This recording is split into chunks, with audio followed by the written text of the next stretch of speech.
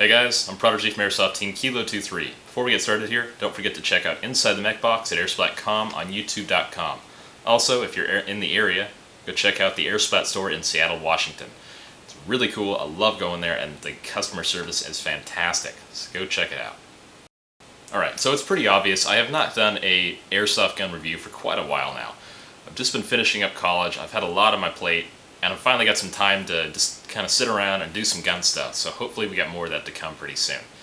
I've been doing a lot of gameplay videos, and that's really all I have time to edit lately. When you've got a lot on your plate, and you've got one day to go play Airsoft or something, that's all I can do. So today I've got the classic Army G36C. Very comfortable gun, it's not super heavy, it's pretty balanced, and you know what? Here. She loves being in videos, I don't know why. But I got this gun in trade just the other day, and internally it's untouched, externally it's pretty nice and new. Now I'm pretty sure the previous owner of this gun didn't put more than 15 or 20,000 rounds through it. I did chrono it, and it chronoed a little less than what I expected, so I can assume that the spring is pretty broken in. And, well, it's not the newest gun in the world, but it's close enough to how it would be when you got it out of the box when you first get it, that I feel comfortable enough for reviewing it as a stock gun. Now, let me just say that I really like this gun. I've had a lot of G36s, and I've only worked on one or two classic Armies. They're just, they're very solid G36 platforms. I've worked on Maruis, Echo 1s, JGs, S&T, Aries, a lot of G36s, and to be honest, this feels the most solid externally. I have shot it quite a bit. I put at least a few hundred rounds through it the past day or so, and it's very smooth cycling for a stock platform. I'm actually really surprised. Compared to a lot of other companies, Classic Army did a really good job tuning this thing internally, but that's just an assumption. I'm not going to find out until I actually open the thing up later on. So, let's get down on the work table and actually check this thing out in detail. It's not a whole lot to check out because G36s are very self-explanatory in how to use them, but we're going to check things out anyway, so let's get down to it. Now, I for one really love the look of the G36C. Classic Army does a fantastic finish on the outside. It's a lot more matte of a black than JG, Echo 1, Tokyo Marui. A lot of those other ones are more of a glossy black. This is more of a matte black, and I really like it. So as usual, we'll start with the stock of the rifle and move our way forward. The butt stock here, the butt plate, is well rubberized. It will stick to your shoulder pretty well. The rubber isn't exactly as gripping as some of the other brands, but it does just fine. What I do like about the G36C is how modular it is as far as sling points. You've got one on the stock here, and you've got one just in front of the stock, so if you want to fold your stock and swap your sling out, it's really easy to do. Stock can be easily folding by pressing this button, and it will knock everything over on my table and click into place on the other side pretty well. It's not going to wobble anywhere. You can always flip it back when you're done. The Classic Army selector on this gun is actually really nice. I love how it clicks into place in every mode pretty firmly. A lot of other brands, it kind of just slides past semi and you go straight into full auto without actually hearing a click. This one, very audible click. Magazine well is pretty much just like any other mag well. Put the mag in, clicks into place, and you press the button on the right here. It comes out right away. Now, Classic Army also has their trademarks on the side of the gun, which I kind of like. Yeah, I'll take Classic Army over HK Trades, to be honest, just because I like seeing the brand name on the gun. It does say 5.56 caliber, blah blah blah, all that good stuff, and it does have warnings on the left side of the gun. Oh my, you'll shoot your eye out, kid. Now, adjusting the hop-up on this gun is actually very simple, just like any other G36. You pull the charging handle back, and it does not pull back all the way like the real thing, but your hop-up wheel is in there, and you can adjust it up and down to adjust your hop-up.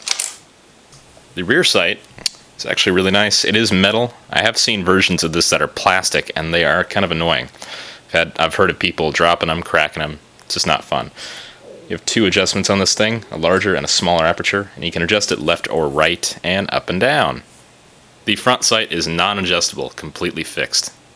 The one thing I really enjoy about the G36 series, especially the compact C version, is that you have a long monolithic rail on top. It makes it very easy to mount long optics, so if you want to put an EOTech replica and a magnifier on there, it's no problem. Some guns, like some M4s, do not have enough room to easily mount these things on them. This gun has ample room. Now, like I said earlier, slings are no problem on this gun.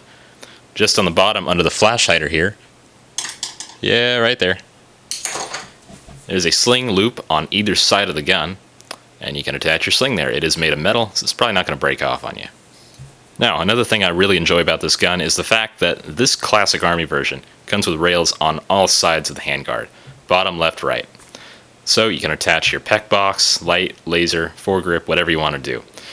I know battery compartments in G36s are never fun, especially in this gun, because it actually has a fuse holder. The fuse is not just clicking into the plastic, it actually has one of those clear plastic fuse cases that sit inside of it, which is kind of annoying, and I'll show you that momentarily. The flash hider, thank God, is metal, but it does have this orange tip.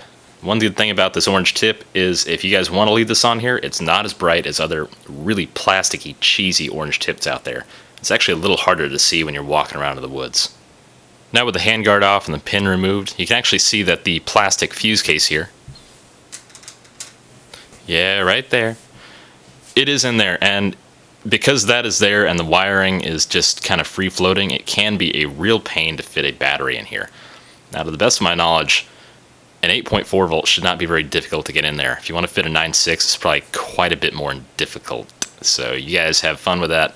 This gun functions fantastically on an 8.4 volt mini, so you really should not have a need to install a 9.6 unless you really want to get that rate of fire out of it. Alright, let's go ahead and chrono the Classic Army G36C with some .2 gram rounds. Remember, this is running on an 8.4 volt mini type battery.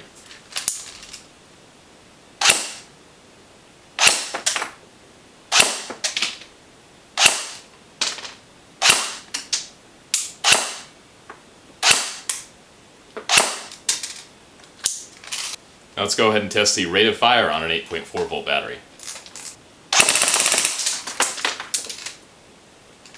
Alright, what did you guys think of the Classic Army G36C?